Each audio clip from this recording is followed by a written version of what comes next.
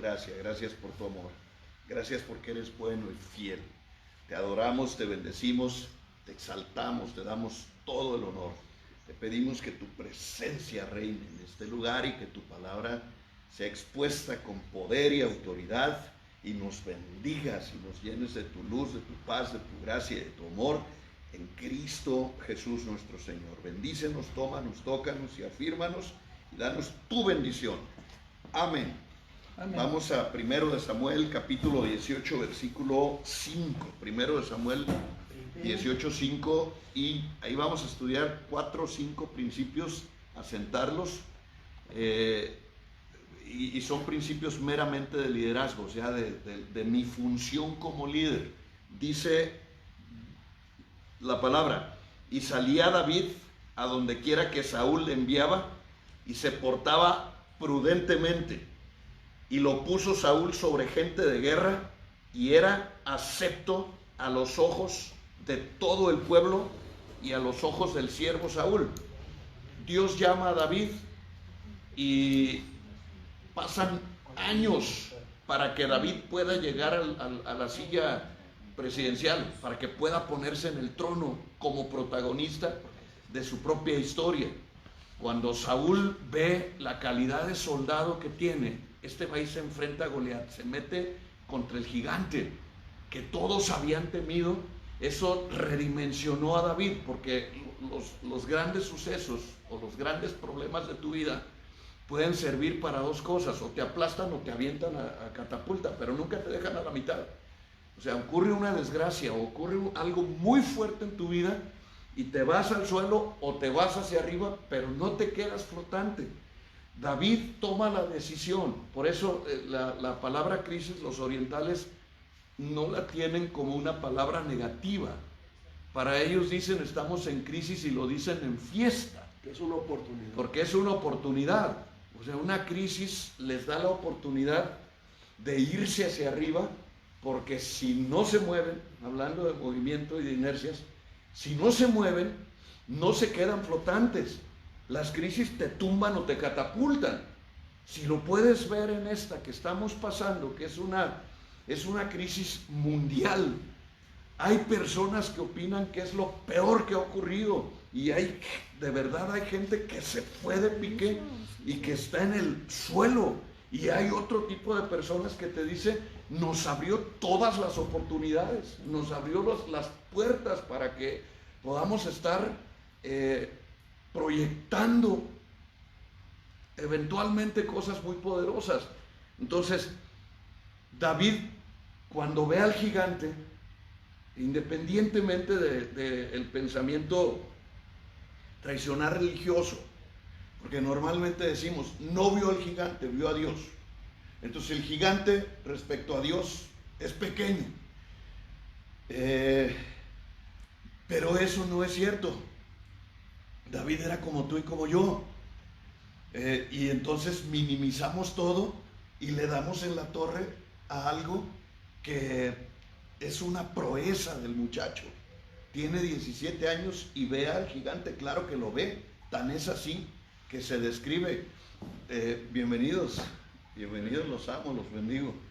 Él ve al gigante tal cual, un hombre enorme que representa un reto, representa un desafío. No sé, alguien me decía, estaba temblando de miedo. No sé si era contigo, estábamos hablando con alguien en mi oficina. David estaba frente al gigante y tuvo miedo. Le digo, pues es que es normal, cuando tienes una bronca tienes miedo. Yo no conozco a alguien, de verdad no conozco a alguien tan osado que esté en una circunstancia difícil, que esté ante un gigante y no tenga la sensación de ¿qué va a pasar? Quizás pierdo, quizás no me va bien. David era un hombre normal y ve a un gigantón y se avienta el tiro y lo mata y le gana, y eso lo avienta a las esferas más altas del liderazgo. Y entonces Saúl no lo desperdicia. No todas las decisiones de Saúl fueron malas. Saúl agarra al soldado y lo pone como líder. Y vemos aquí entonces características. Dice, la primera característica que resalto, dice, y salía David a donde quiera que Saúl lo enviaba. Entonces, principio 1, para ser un buen líder es necesario y debes aprender a ser un excelente discípulo. Un excelente discípulo. David le obedecía a Saúl. Las perlitas están ahí, siempre están entre líneas. Dice, David iba a donde Saúl lo enviaba. Queremos ver a David del gigante a la silla, pero no fue así. Fue del gigante a un proceso completamente transformador que Dios hizo en el muchacho para poder llevarlo hasta el palacio.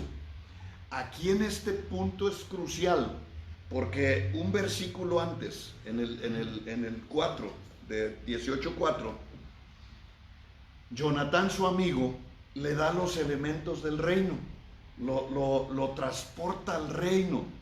Dios no hace absolutamente nada que vaya en contra de su palabra o que no esté en el orden de sus preceptos.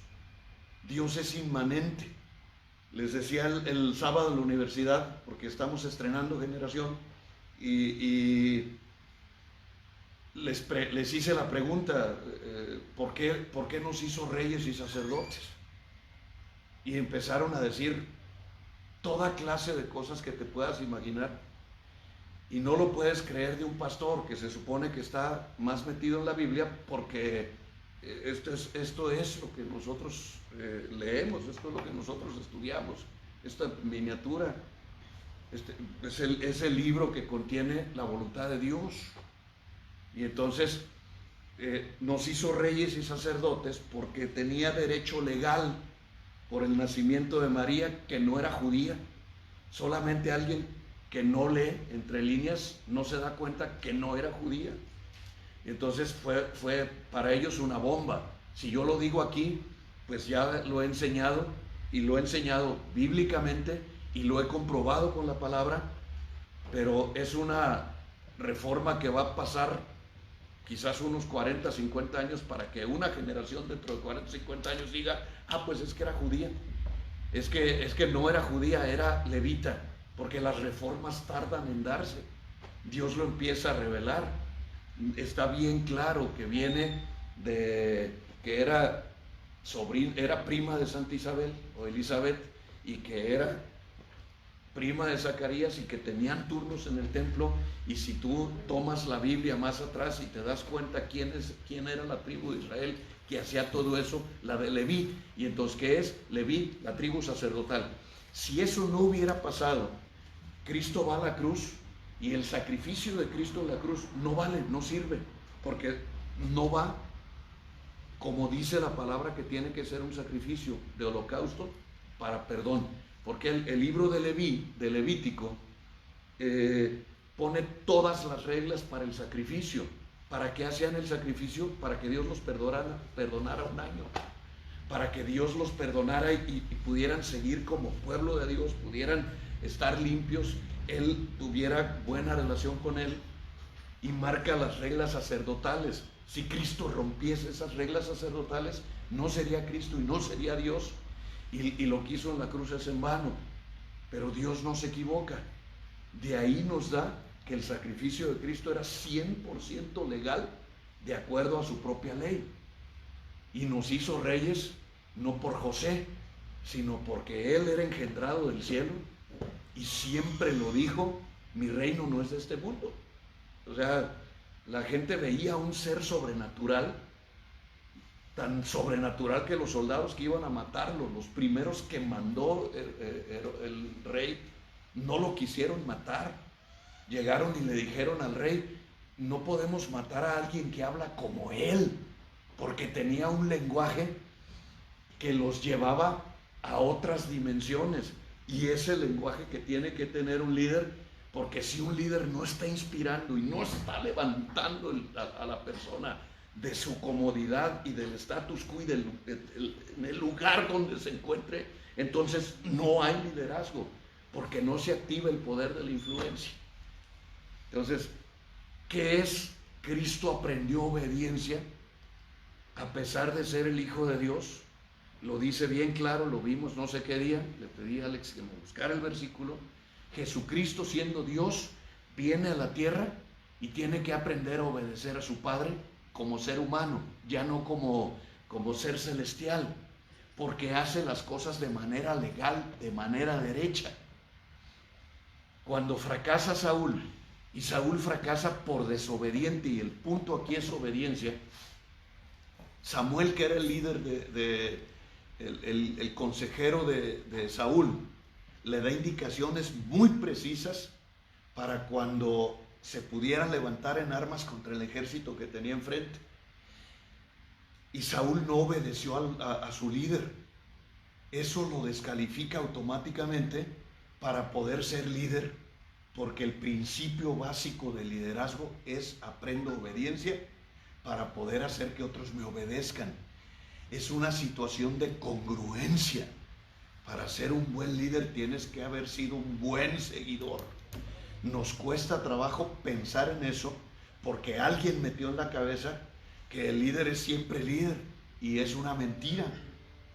No puedes, no hay alguien que sea así. Hay veces ves a los grandes señorones, a las grandes mujeronas sentadas, calladas frente a un líder que tiene otro nivel que ellos. ¿Por qué? Porque saben perfectamente dónde sí y dónde no, dónde puedo llevar la batuta y la voz cantante y dónde me tengo que callar. Es un sentido de entrar en una frecuencia, en una sintonía con Dios. En el versículo 4 le dice, y Jonatán se quitó el manto. Jonatán se quitó el manto que llevaba. ¿Qué hizo? ¿Qué era el manto de Jonatán? Era el manto de un príncipe. Era el manto real. David nunca iba a entrar como rey a Jerusalén sin ese manto. Y había dos formas de conseguirlo: matar a Saúl o a Jonatán y quitarle el manto y entrar con golpe de estado. Pero es bien importante cómo empiezas. Los buenos principios en Dios son fundamentales. Aunque el dicho diga, lo que bien empieza, bien acaba, es un dicho que está basado en una verdad. Los buenos principios en Dios son fundamentales. Sin ese manto David no llega al trono. Y Jonatán se lo está dando. Y cuando la gente necia dice que David y Jonatán tenían una relación insana, porque dice acá antes que David amaba a Jonatán más que a las mujeres, pero no usa una palabra de amor erótico, usa una palabra de ese amor que tenemos por otra persona cuando tienes un gran amigo, cuando tienes una gran amiga y que le amas profundamente, porque es una persona que es compatible con tu ser. David y Jonatán eran compatibles porque Jonatán era uno que nunca iba a llegar al reino, porque al reino se llega por sucesión y Saúl había fracasado, pero el que tenía los elementos del reino era Jonatán. Dios une los corazones para que Jonatán, de manera voluntaria, que esto me parece o lo hizo Dios o no creo en nada, porque es un milagro de esos que no tomamos en cuenta. Normalmente tomamos en cuenta de que se le quitó una bola o se le quitó un dolor o sanó cuando vemos ese tipo de milagros vistosos, pero este es un milagro, porque sin ese manto David no reinaba nunca de manera legal. Entonces Jonatán está en la guerra y de manera sobrenatural y un milagro impresionante se quita su manto, que era el manto púrpura de los reyes, y se lo pone a David y lo viste de rey. Y entonces David llega a Jerusalén, y cuando entra a Jerusalén llega vestido de rey. Ya lo reconoció la gente, lo reconoció todas las personas, porque llevaba las vestiduras de reino que Cristo nos dio a nosotros con la sangre de Cristo. Bienvenidos, hijos. Entonces, si ve la importancia de los elementos en la Biblia y la importancia que tiene el hacer las cosas de manera legal, porque Dios no es corrupto, pues Dios hace las cosas de manera correcta, establece sus principios para que nosotros sigamos sus principios y en ellos podamos tener el éxito y la grandeza. Entonces le dice, se quita el manto que llevaba y se lo dio a David y otras ropas suyas. Y dice y hasta su espada. la espada que recibió David era la espada del rey. Y la espada tiene que ver con la palabra. O sea, le da el elemento que le da la voz de mando para dirigir a los escuadrones de Israel. Le da la espada, y esa espada no era cualquier cosa. Es como si alguien trae la Biblia del pastor, o si alguien trae el cayado de Moisés, si alguien trae el elemento fundamental que distingue a un rey, le da la espada y su arco y su talabarte. O sea, al final Jonathan queda encuerado en el sentido de la posición, queda como un normal, y David queda vestido completamente de el príncipe de Israel. Después de esto matan a Jonathan, y cuando el ejército regresa, todo el pueblo ve llegar un rey que trae legalmente las vestiduras de rey. Este pasaje me lo dio Dios cuando una ocasión alguien me preguntó respecto a aquel que estaba en las bodas sin las vestiduras, y le dije, esta fue la respuesta que Dios me dio: yo hago las cosas de manera legal.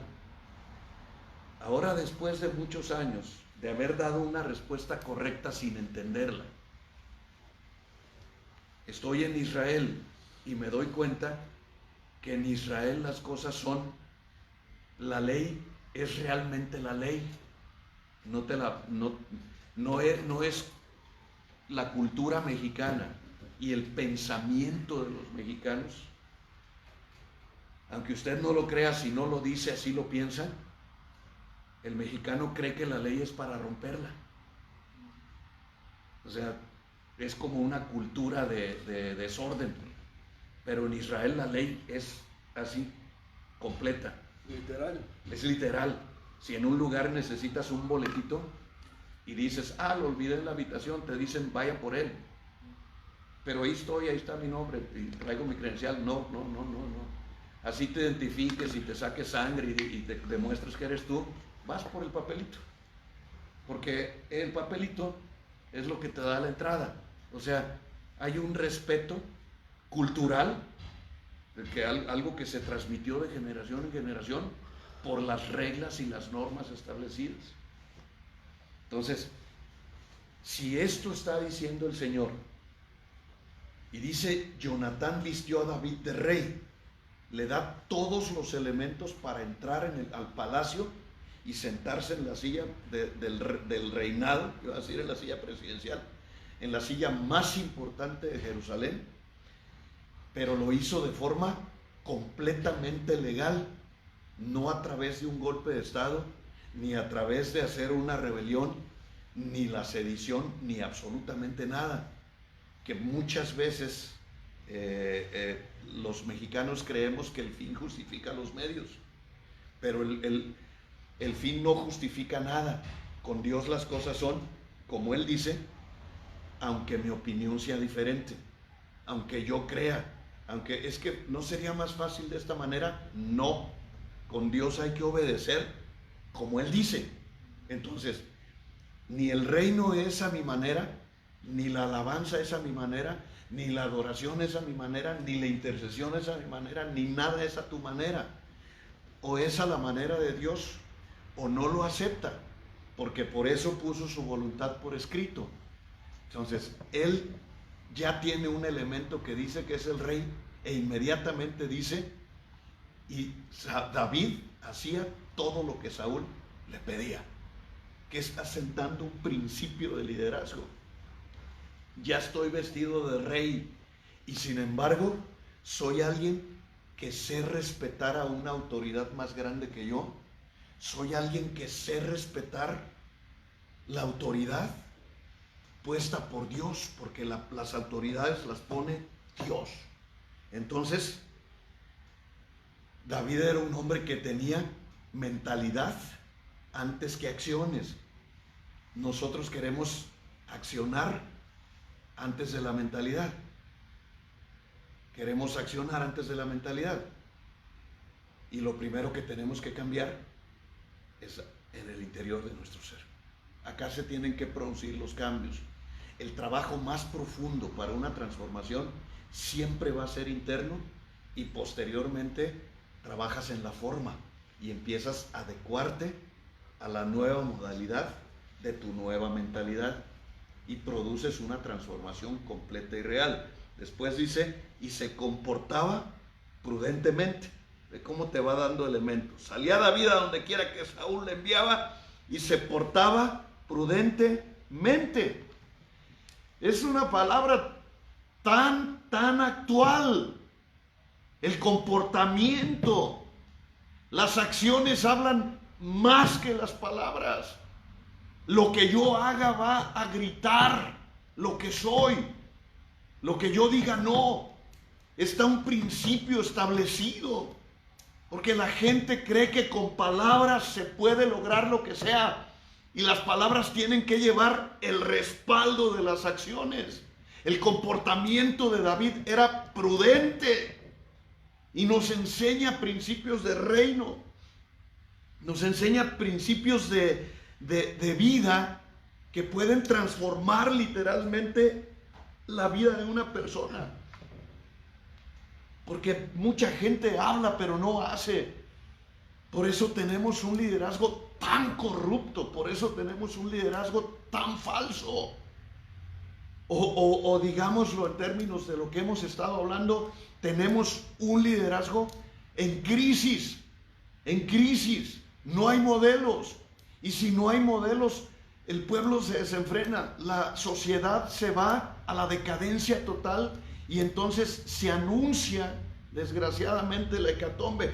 Porque todas las sociedades han crecido y se han desarrollado y han sido poderosas y han llegado a lo más grande que pudieron llegar, pero cuando los niveles morales empiezan a decaer, sin lugar a dudas, la misma sociedad se empieza a derrumbar, y así se cayeron los imperios, así se cayeron todas las estructuras y las modalidades de las formas de vida, cayeron desgraciadamente por las faltas de una ética correcta y de una moral correcta. Es lo que está pasando en esta generación. Somos una generación en total decadencia, por donde quiera que la veas. La corrupción está a todos los niveles. La corrupción está en un hogar donde un hijo que no adquiere y que no logra nada con el papá va con la mamá y lo logra. O sea, tiene sedición y lo hace, y no hay alguien que le diga: la autoridad es el papá, no yo, y vete para allá otra vez y lo regrese para que haga las cosas correctas. Estamos en esa generación que perdió lo más importante que debe tener una sociedad. Entonces, si hay una necesidad perentoria para este siglo, es la recapitulación de los valores espirituales de la humanidad y volver a poner las cosas en su lugar para poder empezar a tener otra vez la esperanza en la humanidad, porque parece que la humanidad se está comiendo a la humanidad, porque no hay principios morales. Y cuando los principios, el mismo David lo expresa en uno de los salmos, o sea, si se caen los valores morales, se cae la sociedad. Lo dice literal, se cae todo, porque no hay un asentamiento correcto. Entonces, él tiene aquí, es un versículo y está perdido en la Biblia. Cuando termino este tema, volteé hacia arriba y le dije: gracias, gracias por regalármelo, porque lo necesito. Porque el primer principio que enmarca es: obedece para que te obedezcan. El segundo principio que marca es: demuéstralo con acciones más que con palabras. Y es un versículo bíblico. Y pareciera que estoy en un seminario de liderazgo y que pagué 10,000 pesos por una hora, que es lo que ahora están cobrando esos que están en la elite, en la espuma. Aquí está, señores.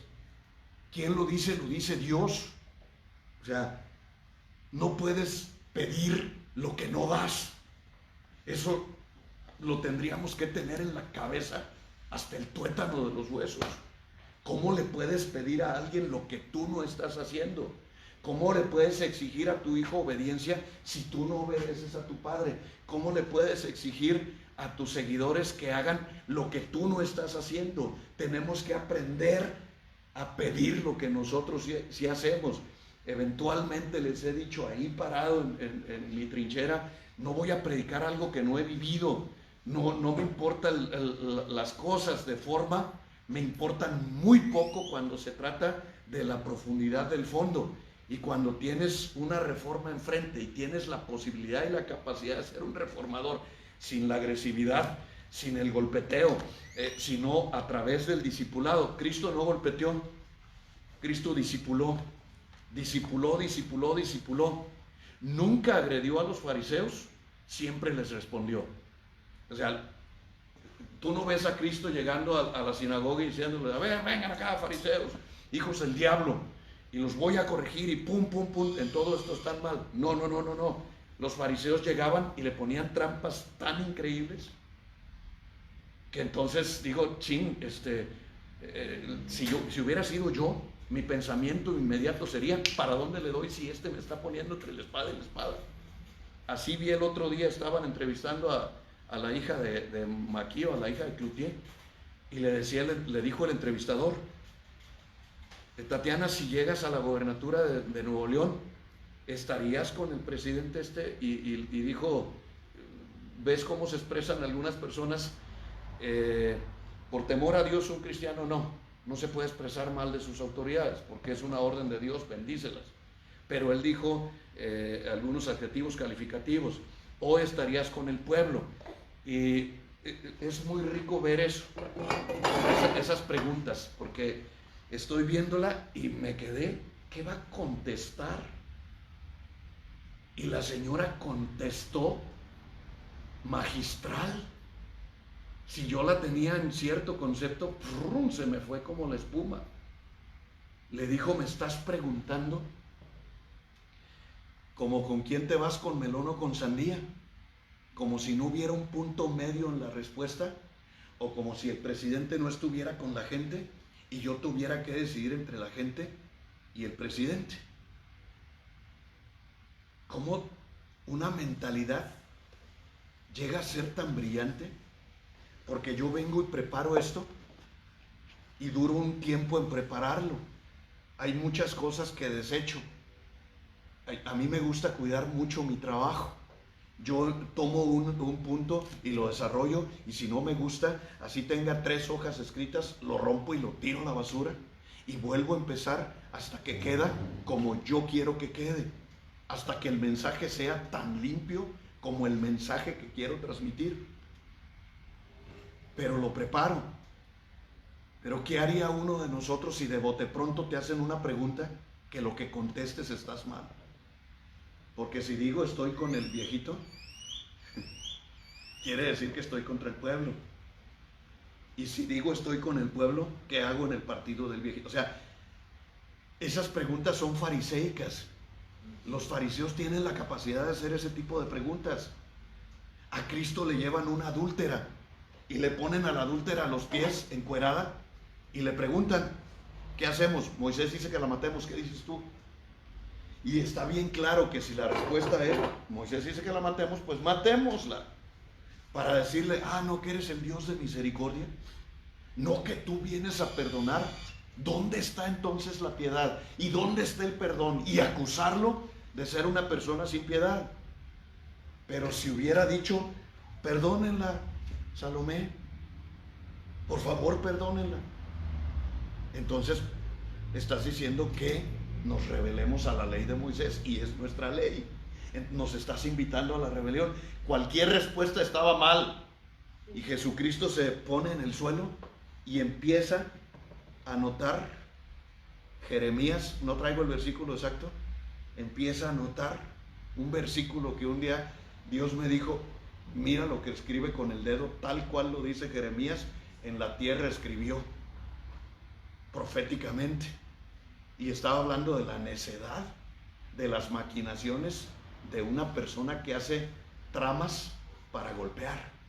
Porque sí hay personas, aunque usted no lo crea, que dicen voy a hacer esto y esto y esto y esto y le voy a preguntar a fulano y cuando él diga esto, no va a poder decir nada porque y empiezan a maquinar. Hay gente que tiene mente maquinadora y esa mentalidad maquinadora viene del diablo, no viene de Dios. Los fariseos lo tenían, según ellos, entre la espada y la espada, y Jesucristo se levanta y les dice: el que tenga libertad de pecado, el que no haya cometido pecado, tírele la primera piedra. Jeremías 17:13. Gracias, para que lo anoten. Dice bien claro, la Biblia no deja nada a qué puso, qué dijo, nada. Toda la Biblia está escrita en su totalidad y la puedes revisar y se interpreta sola. No me necesita la Biblia. Lo único que necesita es que tú la leas, pero que no la leas bajo los patrones de tus propios paradigmas, sino que la leas desde la perspectiva de Dios. Cuando lees la Biblia desde la perspectiva de Dios, aprendes y te revela sus secretos. Cuando la lees para estudiarla, no aprendes. ¿Por qué? Porque te topas con tu propia mentalidad y con tus propios paradigmas, no desde la perspectiva de Dios. Así es como la tenemos que leer. Y Jesús contesta magistral. Les dice: el que esté libre de pecado, arroje la primera piedra. No dio la respuesta, no dio el inciso A ni el inciso B. Sacó el inciso que traía el as bajo la manga y mató. Y cada respuesta que les dio a los fariseos era una respuesta correcta e inesperada, porque tenía la mentalidad de reino que nosotros estamos buscando. Y cuando estás buscando esa mentalidad, no es muy grato para la gente a la que le gusta que le endulcen los oídos. Porque si algo duele, es encontrar la verdad. La verdad duele. Cuando Jehú encontró la verdad, lo nombran rey. Y lo más increíble de Jehú es que tiene 8 años. Dice que tiene 8 años. Dice, el chico tenía 8 años. Y le dieron la palabra de Dios y el tipo dijo: obedezcamos la palabra de Dios. ¡Ja! ¿Sabes qué hacía yo cuando tenía 8 años? No lo sé, me rascaba algo. No sé qué hacías tú o qué hacíamos. No lo sé, yo ni recuerdo.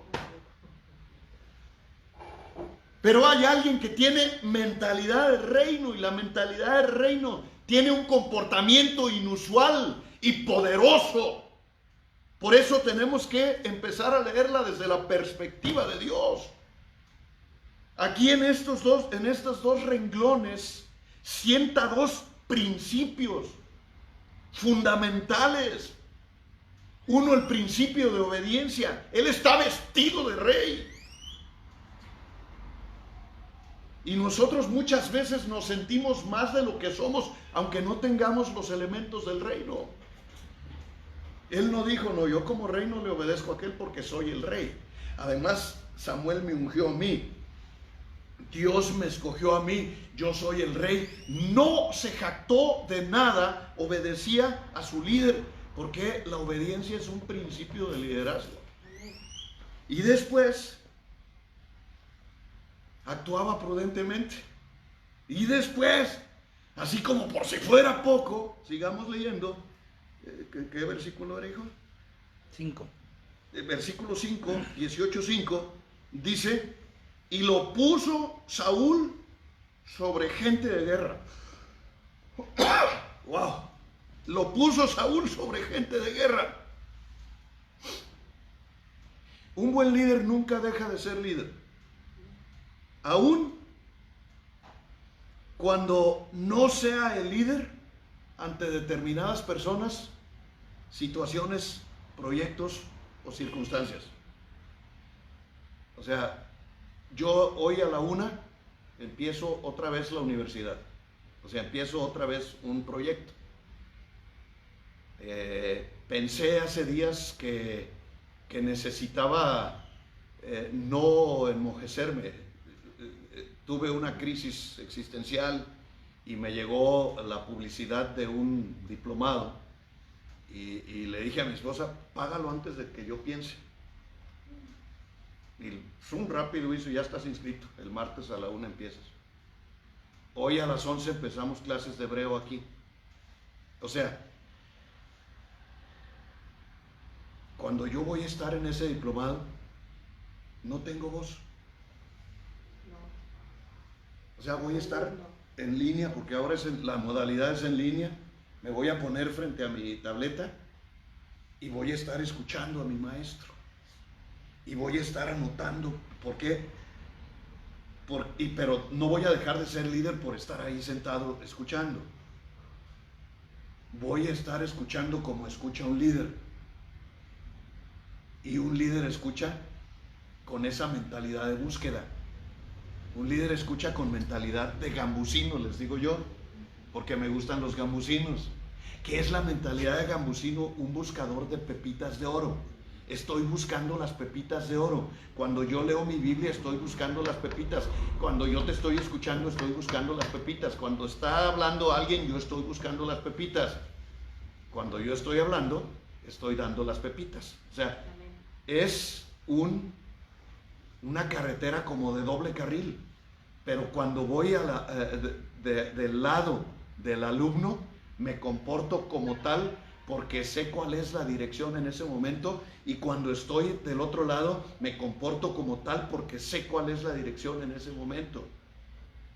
David no podía ser líder de ninguna otra cosa porque el evento de Goliat le marca una pauta. Los principios en Dios son fundamentales. Aunque tenía la edad que tuviera, lo que Saúl veía en David era un gran soldado y lo quería colocar como general de la guerra para dos cosas: una, para que ganara guerras, y otra, para que lo mataran en la guerra y dejara de estarle estorbando, porque tenía planes de seguir siendo el rey, y su comportamiento frente a Samuel lo demuestra.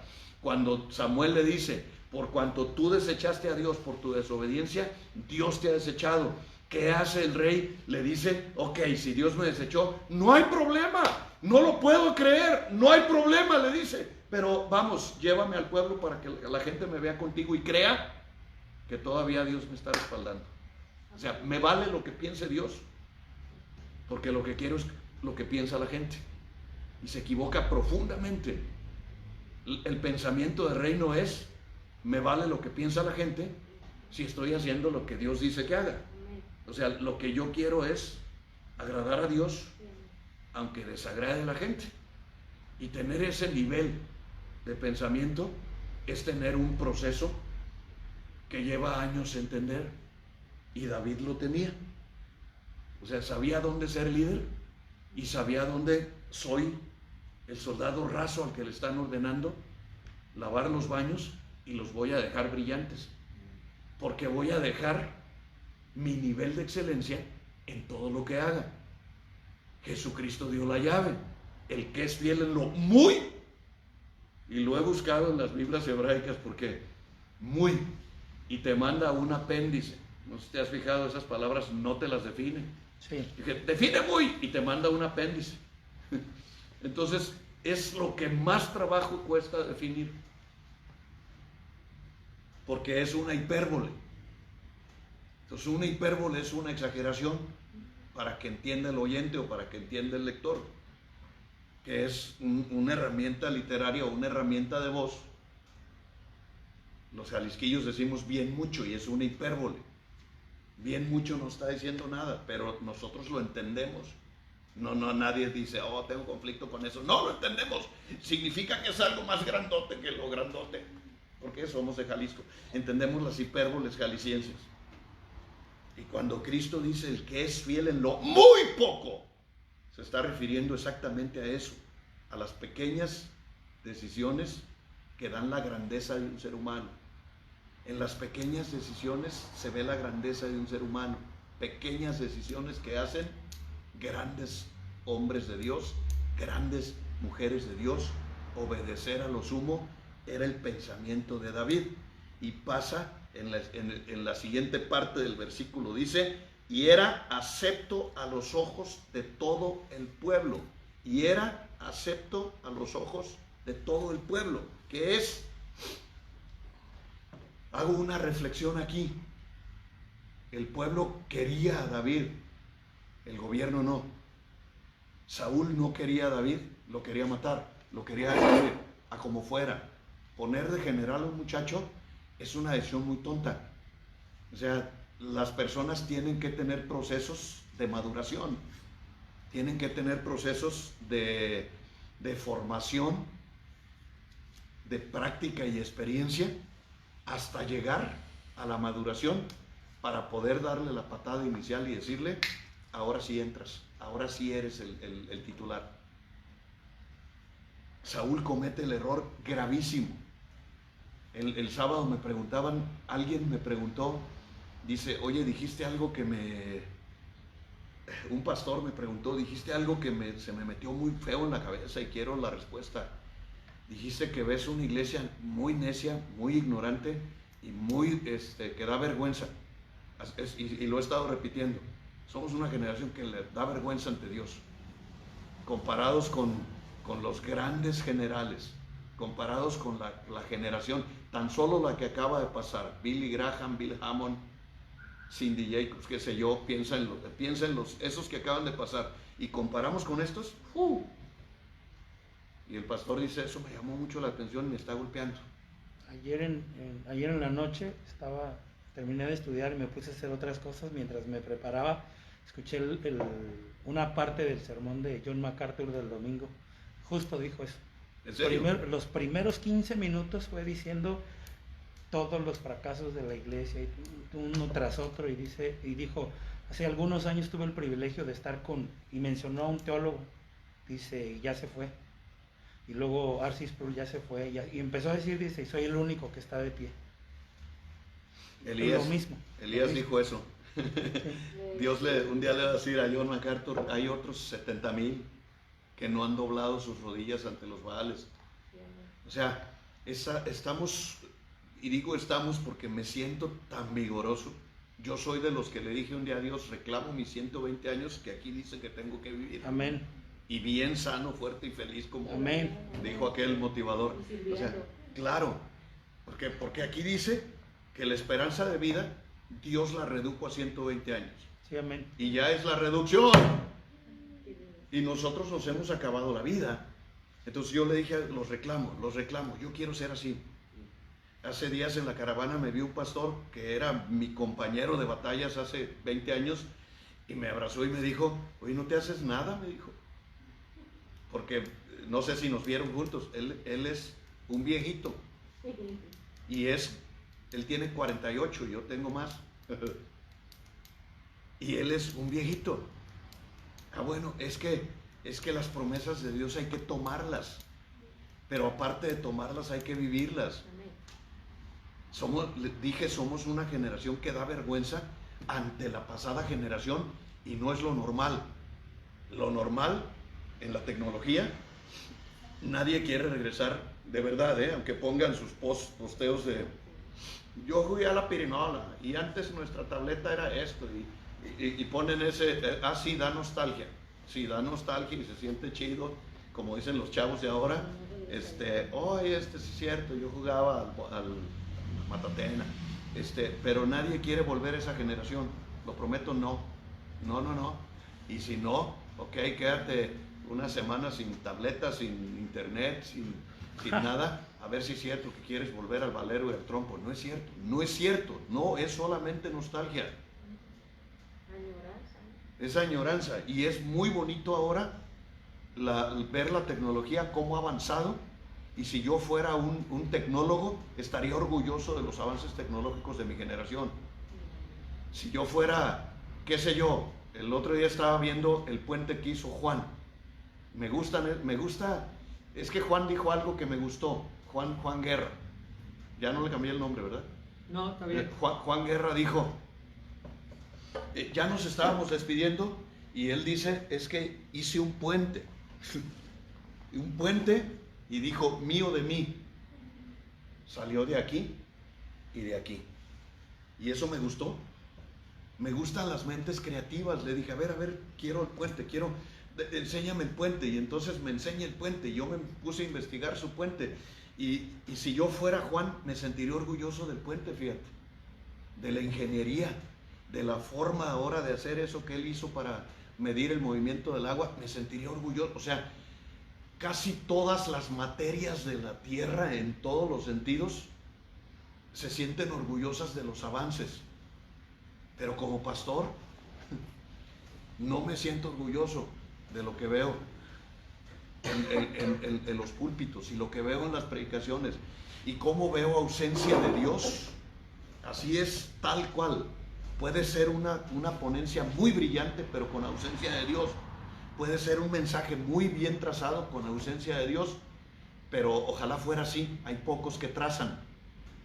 Recuperé en la universidad y les dije, ¿cuál es mi clase? Le dije a Juan, el poder del Espíritu Santo, algo así. Ok, la voy a tomar desde mi perspectiva y ¡fum! Lo que hice fue, ¿saben qué? No se enojen conmigo, pero no quiero formar teólogos de pacotilla. Si quieren ser teólogos, y ¡pum! Les empecé a decir, tienen que saber esto, y se van a tener que poner a estudiar, porque en el tiempo que estudian aquí no van a aprender todo eso. Y se tienen que poner a estudiar, y tienen que bajar de internet, y tienen que hacer esto, y les di herramientas para que se pongan a trabajar y sean reales. Porque vemos muchos que están, hable, y en realidad y en suma no dicen nada. Y ayer o antier le decía a una persona, es que ves 10 programas de ese lugar, de un lugar X, y no hay uno que te enganche, porque no son interesantes, son disertaciones sin profundidad, sin estudios, sin análisis, solamente repitiendo lo que escucharon del que repitió lo que escuchó, del que escuchó lo que repitió, y así sucesivamente, hasta un punto en el cristianismo actual en que se desconectaron de la Biblia, se desconectaron de la revelación y se desconectaron de Dios, porque se desconectaron de su palabra. Y entonces le dije, es que tengo que explicar las cosas, y por eso te decía lo de Jesucristo hizo un sacrificio correcto delante de su Padre. Aunque todavía yo enseño y les digo, María era levita. ¿Por qué? Porque seguí su genealogía en Lucas. Y su genealogía no me llevó a Judá, me llevó a Leví. Bueno, lo digo, lo explico y lo compruebo. Y casi ese día escucho a alguien que dice, María, una mujer judía. Entonces digo, a ver, o sea, no le entró, no lo entendimos, ¿qué pasó? Porque nos desconectamos del subconsciente. O sea, hay algo que se desconectó. Y entonces, ¿por qué enseñamos la verdad a pesar de que todo el mundo cree lo contrario? Y lo empecé a decir el martes pasado y lo digo con mucho honor otra vez, porque sigo siendo protestante. Amén. O sea, el protestantismo nace de alguien que encuentra una verdad como la salvación no se vende como hacían los curas. O sea, Martín Lutero encuentra 95 tesis que dicen, que demuestran bíblicamente que Dios regaló la salvación a quien recibiera a Cristo como Señor y Salvador. Que no tenías que portarte bien, ni ser bueno, ni ir a decirles tus pecados en un cajón de muerto o parado. O sea, demostró que la cultura generada por el clero católico era una cultura tiránica que quería el control de la mentalidad para poder explotarlos financieramente, y se vendía la salvación. Las indulgencias plenarias era pon una ofrenda y con tantos chelines sacas un alma del infierno, y eso no se puede. Y dijo eso, y le cuesta la vida, pero le cuesta la vida a él, pero se produce la reforma protestante.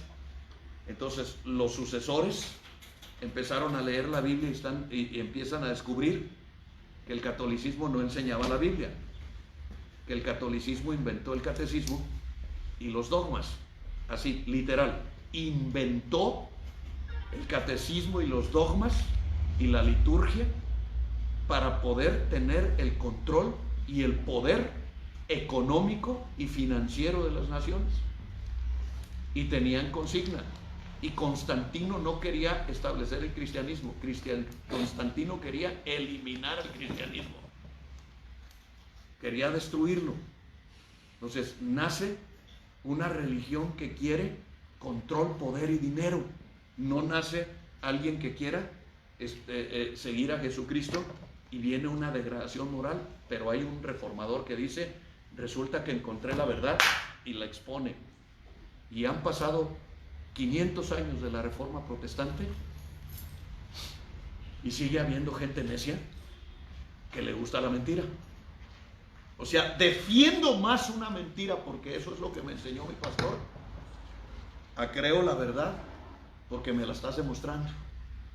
Porque la única manera de demostrar la verdad es el escrito está. ¿Según quién? Jesucristo. ¿Ante quién? Ante Satanás. Escrito está que te avientes y va a mandar a sus ángeles que no te van a dejar caer. Pero escrito está, no tentarás al Señor tu Dios. No puedes usarla para tu propio beneficio. No puedes usar una verdad para aplastar a nadie. No puedes usarla para romper los esquemas de Dios y establecer los esquemas personales. Va tanto que nos puede enseñar un solo versículo bíblico. Escucha, la visión puede ser la correcta. El plan puede ser extraordinario. El sistema puede ser el mejor sistema. Voy a repetir una vez más. La visión puede ser la correcta, el plan extraordinario, el sistema el mejor sistema, pero el verdadero reto es lograr que la gente siga la visión, desarrolle el plan tan extraordinariamente como el extraordinario plan y haga paso a paso los procesos que marcan un sistema. La Biblia es la visión de Dios, de reino y de establecimiento, y marca pautas de vida extraordinarios. Tiene el plan más maravilloso. El plan de salvación es lo más maravilloso. Y el sistema de Dios es increíble. El reto es que la gente lea la Biblia. En el siglo XXI, en el año 2020, y a la hora que sea, el reto es que la gente la lea. Y que la lea sin paradigmas. Cada vez que voy a leer la Biblia, uno de los desafíos que tengo, y lo pido en oración, y le digo a Dios, voy a leer tu palabra, Señor. Y mi sistema es orar, leer, orar.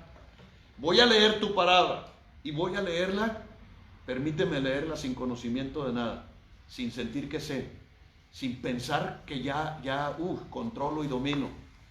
Una de las cosas más maravillosas que nos enseña el maná es a comer diario con la panza vacía.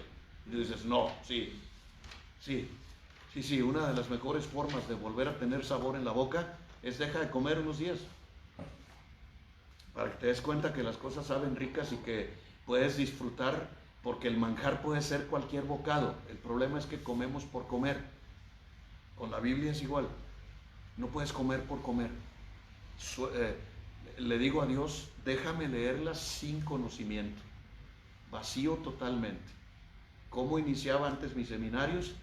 Tenía un vaso lleno y les decía, miren lo que pasa si le echo agua a un vaso lleno. Es evidente que al echarle agua al vaso lleno se derramaba. Y entonces, cada vez que comes estando lleno, es como tirar los 200, 300 pesos que te cuesta la comida a la basura. Porque se va a la letrina. Porque el estómago tiene que trabajar y trabaja a su ritmo aunque tú le eches más. De hecho, una de las mejores maneras de dormir es cenar ligero. Cenas ligero y te duermes. Porque el estómago rápidamente digiere lo que le hayas puesto y se para la maquinita. Y cuando esa maquinita se para, tú descansas.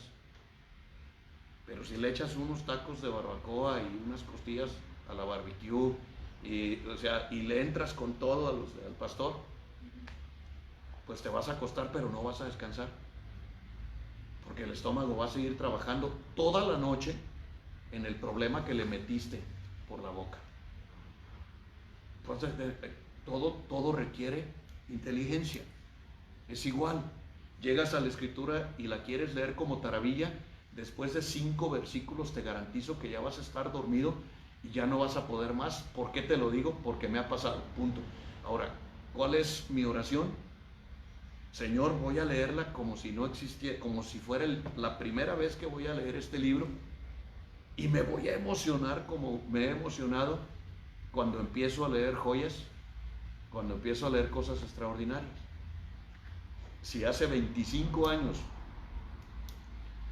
en la iglesia donde yo nací anunciaron un congreso en la Ciudad de México, y entonces yo pagué todo, a ver que hay un congreso y que va a venir quién sabe quién. Para mí era lo mismo, porque cuando dijeron el nombre, pues para mí era lo mismo, no conocía a nadie. Así es que yo dije, y es bueno, sí, muy bueno, perfecto.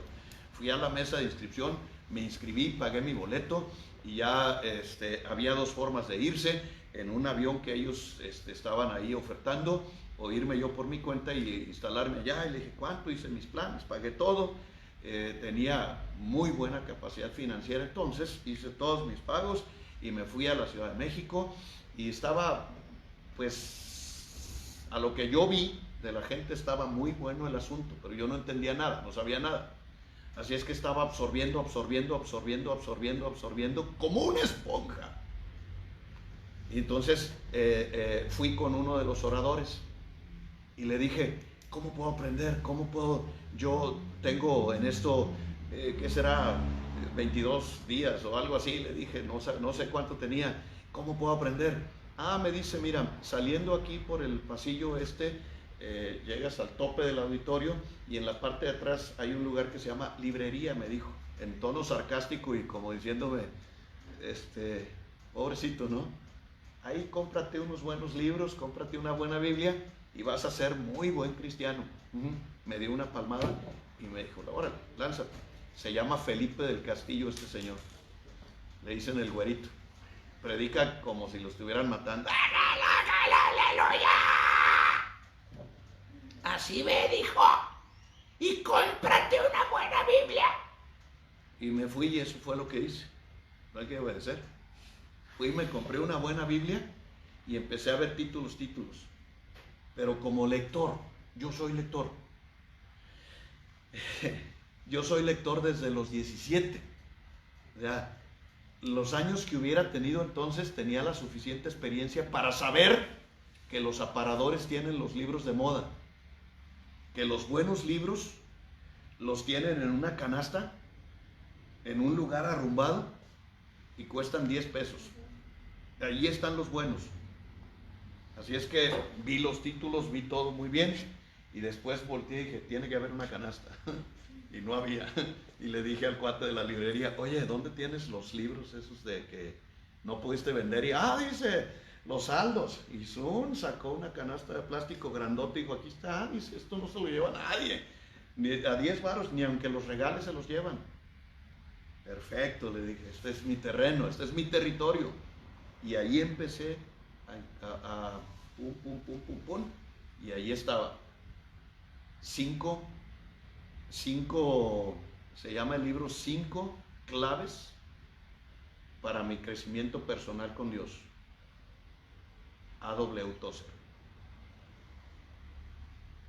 Lo tomé y lo pagué. Y compré el mejor libro que hasta ese día he leído en mi vida, y hasta hoy es top en mi librería. Está entre los 10 mejores libros que he leído en mi vida.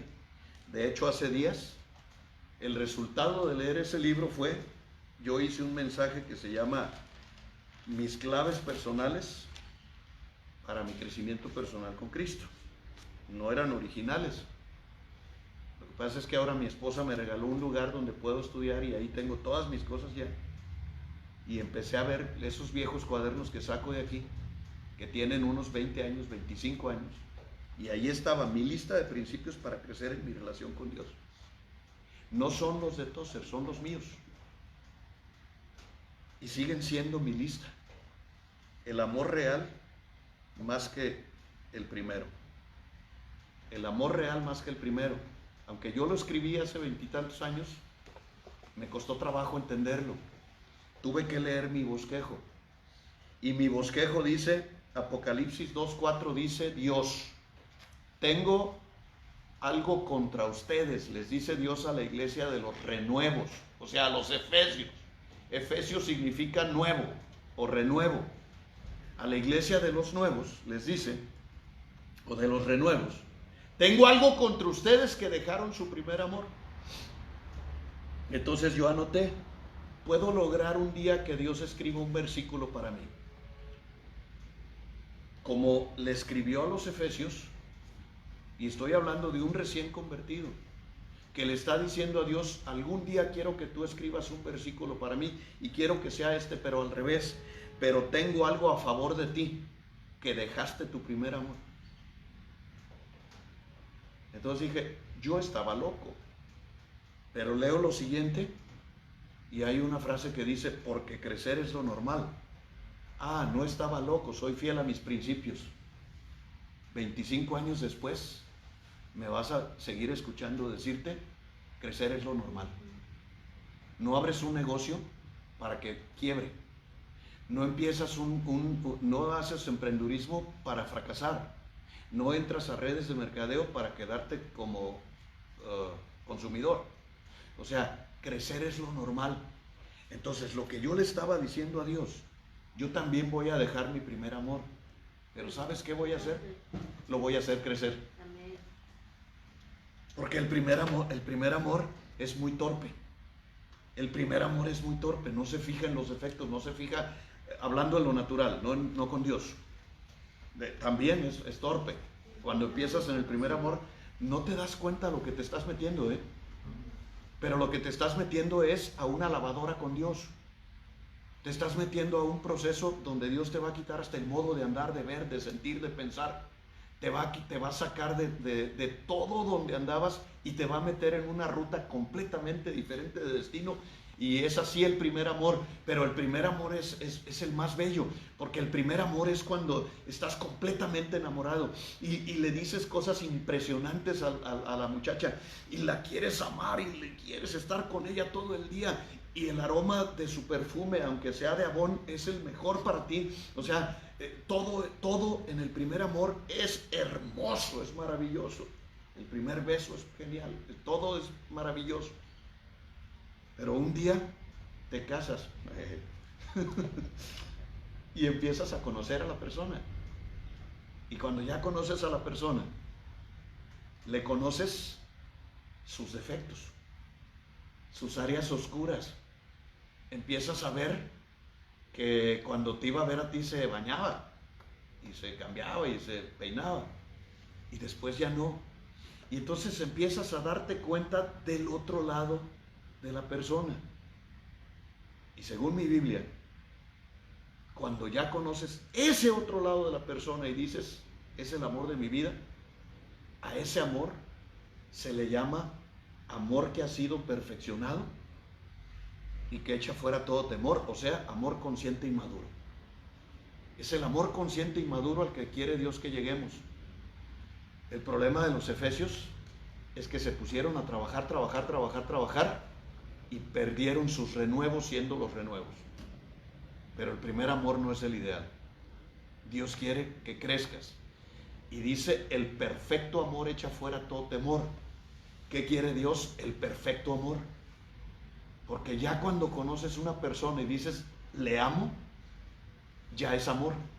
Amor real, amor maduro, amor que dice amor a pesar de, así le digo yo, amor a pesar de tu carácter, amor a pesar de tus inconvenientes, amor a pesar de las cosas que no me gustan de ti, amor a pesar de, ese es el amor real, ese es el amor real. Y cuando llegas a amor a pesar de, entonces estás en un continuo de crecimiento.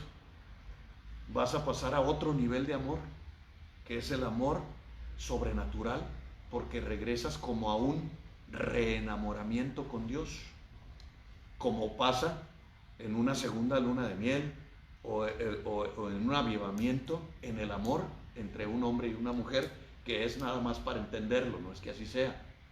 Pero cuando ya conozco a Dios, ya amor a pesar de todo, porque para limpiarme tuvo que hacer muchas cosas. Para purificarme tuvo que llevarme a desiertos, a valles, a montes, a cuevas. Para quitarme todo lo que yo era, tuvo que hacer un trabajo fenomenal que duró años, impresionante y que dolió mucho. Y ya es amor a pesar de todo esto, porque cambiaste la ruta de mi destino, pero crecer es lo normal. Y así sucesivamente. La segunda dice, amor no es amor hasta que no se manifiesta con palabras y acciones. Nunca me salí de las premisas que aprendí de mi viejo maestro, que encontré en una canasta de libros de 10 pesos. Nunca me salí de las premisas. El asunto es que la gente no tiene una visión. David la tenía. Regresar el arca. Si regreso el arca, regreso la gloria de Israel, Israel. El problema es que la gente no tiene un plan extraordinario. Yo se los dije cuando estaba capacitando en la PGJ, ya extinta, que les dije, les hablé de visión y toda la gente feliz. Después les dije, la visión tiene que ir acompañada de un plan extraordinario. Un plan que incluye metas, que incluye acciones concretas, que incluye como una escalera los peldaños para llegar a donde has soñado que puedes y quieres llegar. Si no hay un plan, no hay visión. Y hablé con tal fuego del plan.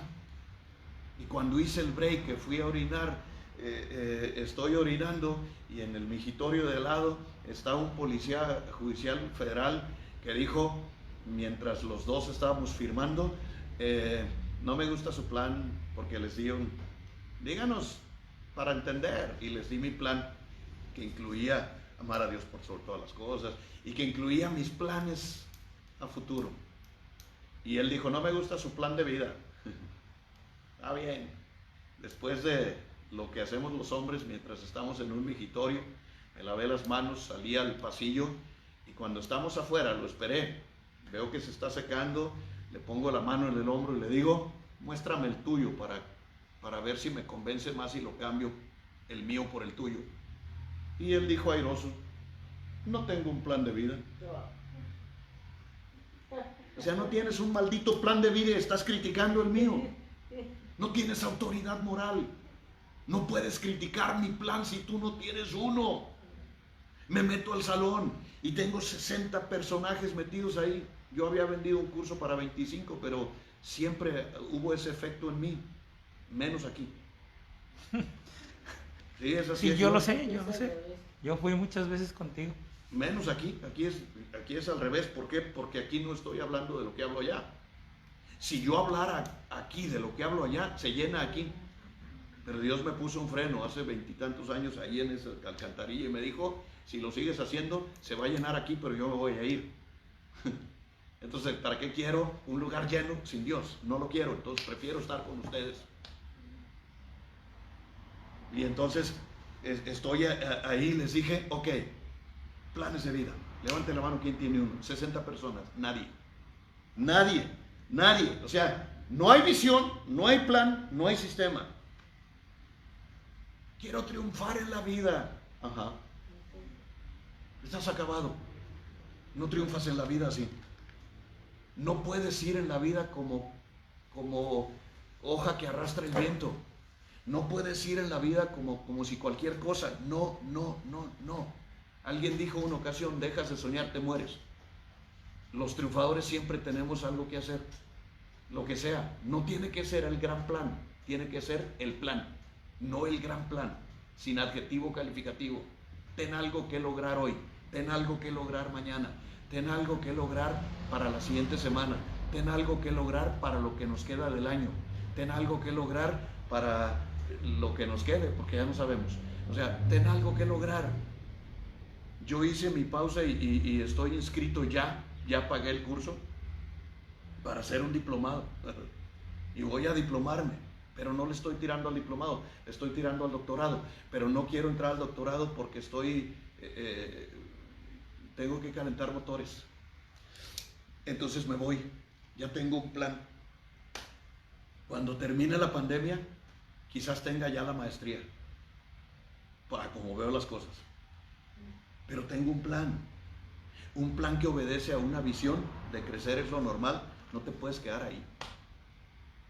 No te puedes quedar ahí. Es el establecimiento del reino. Vamos, es un plan organizado, es un plan congruente. David va muy congruente aquí. Y lo acepta la gente, y es que la gente es el plan. Para un líder la gente es el desafío. Te lo he dicho de 1000 formas. 2 pilares de liderazgo, no 4 pilares de liderazgo. Y de 1000 formas, nada más que nunca me he salido de mi esquema.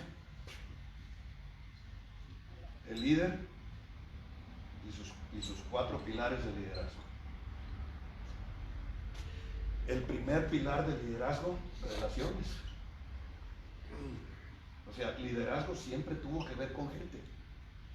Tiene que ver con gente, y por lo que veo, siempre tendrá que ver con gente. ¿Por qué? Porque ahí es donde se gana y se pierde.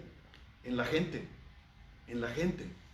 Yo duré muchos años frustrado con 2 cosas. Uno, en cuanto yo decido irme por el camino angosto, esto dejó de crecer.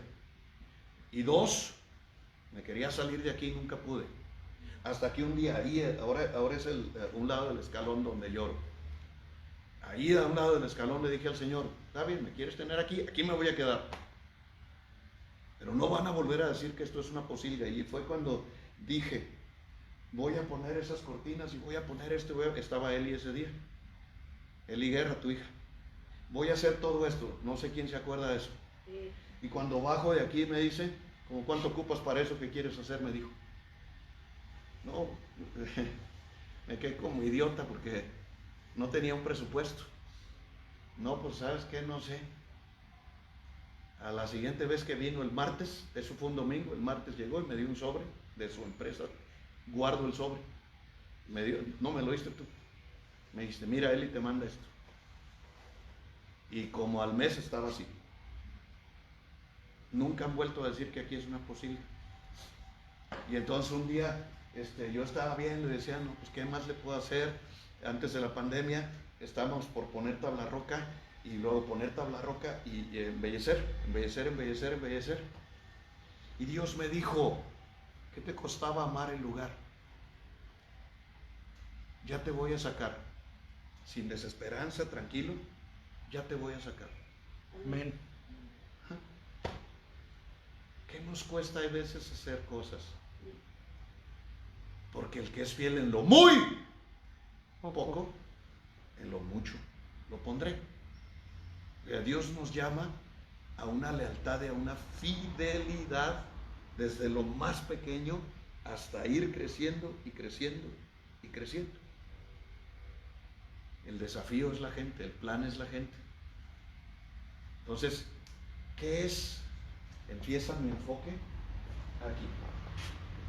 Dios usó a una persona. De hecho, 2 remodelaciones que hemos hecho, la ha usado a ella para hacerlo. Hay veces llegué a pensar, bueno, a lo mejor para eso la trajo Dios. Porque llega en el momento en el que hay una necesidad y la ha usado a ella. 2 veces que hemos embellecido, pero es aquí el punto. La gente.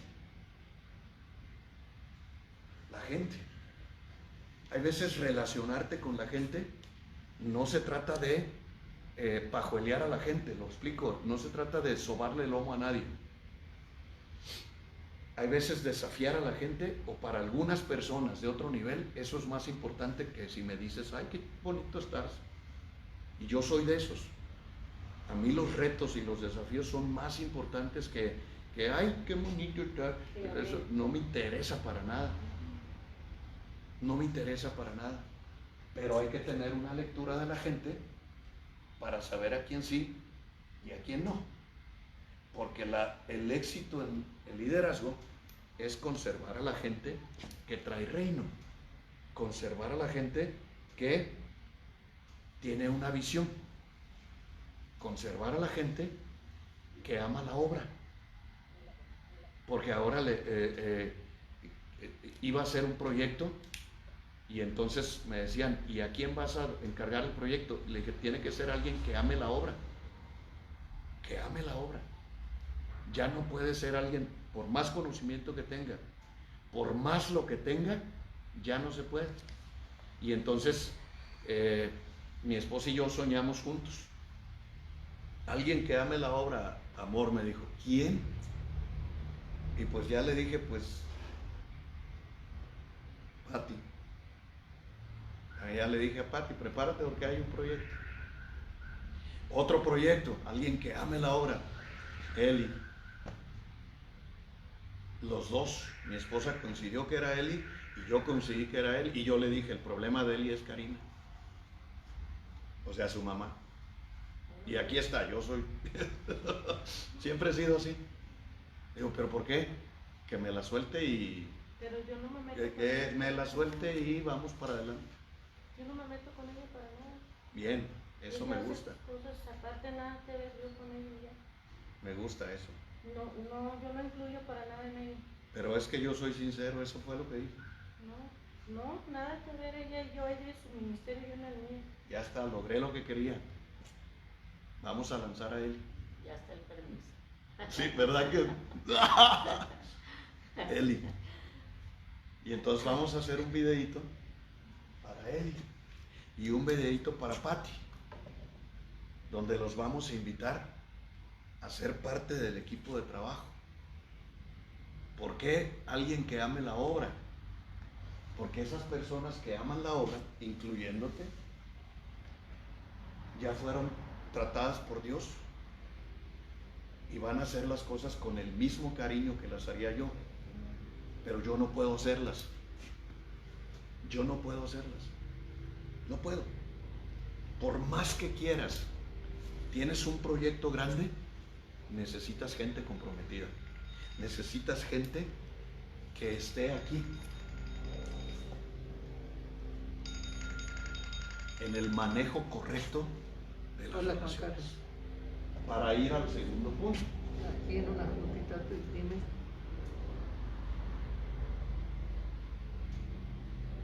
Ok, bueno, Influencia. te hablo después, gracias. El liderazgo es influencia. Liderazgo es influencia. Entonces, ¿qué le falla a Karina? Las relaciones. Porque no era lo que dijiste, no era lo correcto, pero diste el permiso. Lo correcto, caray, ¿por qué? Es las relaciones lo que debemos de cuidar. ¿Ya? Pero el anzuelo no pegó como yo quería. Es que cuidar las relaciones. Alguien que ama la obra tiene que amar a la gente. Y con un amor tierno, bonito, rico, no golpetear. Luego, influencia. ¿Qué tengo que cuidar en él y ya? En él y Patti ya aman la obra. Tengo que cuidarles esto, a las dos, para que generen la influencia que yo quiero que generen. Si no me generan esto, nos regresamos al primer punto. El liderazgo tiene que ver con estas dos cosas. Y número 3, interactividad. Liderazgo es interactividad. Es el tercer pilar. Interactividad. Y la interactividad no se da por naturaleza. La interactividad se logra. La logro con acciones, la logro con trabajo. Que tiene que ver con nos necesitamos. Eres importante tú y es importante tú y soy importante yo. Y todos cabemos en el mismo mundo. Sin ti las cosas no son igual. Aunque usted no lo crea, pero una persona puede marcar la diferencia. Sin ti las cosas no son igual.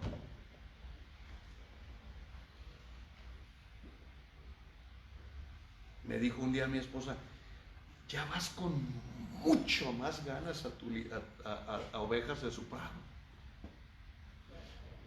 Sí, le dije porque está Alejandro.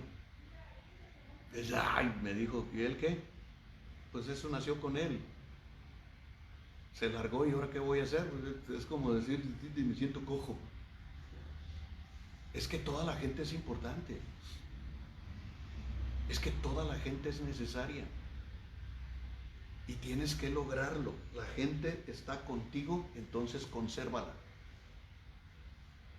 Si la gente está aquí, consérvala, Héctor. Consérvala, pastor. Consérvala, fulano. Conserva a tu gente. Y hay gente que si no le hablas de determinada manera no reacciona. Pero hay otra que si le hablas de esa forma, se siente, se muere. Entonces, ¿qué hace el líder? Se hace perfilador. Mi trabajo es perfilar, es ver toda la lectura de tu carácter, de tu temperamento y de tu personalidad para poder tratarte de manera correcta. Porque el liderazgo no es fácil, ni tampoco sencillo. Es trabajo de todos los días, porque el objetivo es el cuarto, que es la unidad. Una vez lograda la unidad, que con la mayoría de los que estamos aquí, es decir, no con la mayoría, nomás quitaría al pastor Richard, porque él tiene su grupo, que todos los que estamos aquí tenemos las cuatro. O sea, estamos trabajando en las cuatro. Somos parte de una unidad. Tenemos una unidad. Hay lazos y hay filos y hay un montón de cosas que nos unen a ustedes y a mí y que nos llevan en el proyecto. Porque aquí es donde se pierde o se gana la batalla. Por eso, en este pequeño versículo, fíjate cómo nos fuimos yendo. David era obediente. David era congruente. David estaba en el lugar correcto. Lo pusieron de jefe de hombres de guerra. Y luego, ¡prum!, David era acepto. Para llegar a que te acepten, tienes que trabajar esos 4 puntos hasta llegar a la unidad. Y David logró la unidad. Saúl no logró la unidad nunca, ni siquiera con su hijo. Cuando David hace un decreto y dice: el que se trague la miel lo mato. ¿Y quién crees que se tragó la miel? Su hijo. Jonatán se come la miel y... ¿Quién se lo tragó? Tu hijo. Bueno, es tan cristiano, sufrir y perdonar. Le damos chance. O sea, no hay congruencia. Lo que menciona Santiago, personas de doble ánimo. Hay gente de doble ánimo, dices, tiene doble personalidad, es una esquizofrenia espiritual. No, eso no es correcto. Cuando Josafat dijo, quien salga primero cuando regrese de la batalla, pues lo vamos a dar en sacrificio a Dios. Y salió su hijita. ¿Y sabes qué hizo este ingrato? La sacrificó. Porque con Dios no puedes hacer votos y no cumplirlos. Con Dios los votos son en serio, van en serio. Por eso tienes que trabajar mucho en las características, en la prudencia y en ese tipo de cosas. Bueno, ya me manda a otro tema. Vamos a orar y vamos a pedirle a Dios su bendición. Pero no te salgas de este esquema nunca. O sea, vas a manejar grupos, vas a ser líder, a donde quiera que estés. Si es en la casa, es fundamental las buenas relaciones. ¿Con quién? Con tu esposa, con tu esposo, con tus hijos, con quien viva ahí. Es fundamental que ahí se va a producir influencia. Asegúrate que estés generando buena influencia si eres el líder. Es fundamental que todos en la casa sepan que son importantes y necesarios para lograr ¿qué? La unificación del hogar. Porque estamos viviendo una sociedad de hogares quebrados, rotos. Hay que trabajar mucho en estas 4. Son 4 pilares, pero hay que trabajarlo. Amén.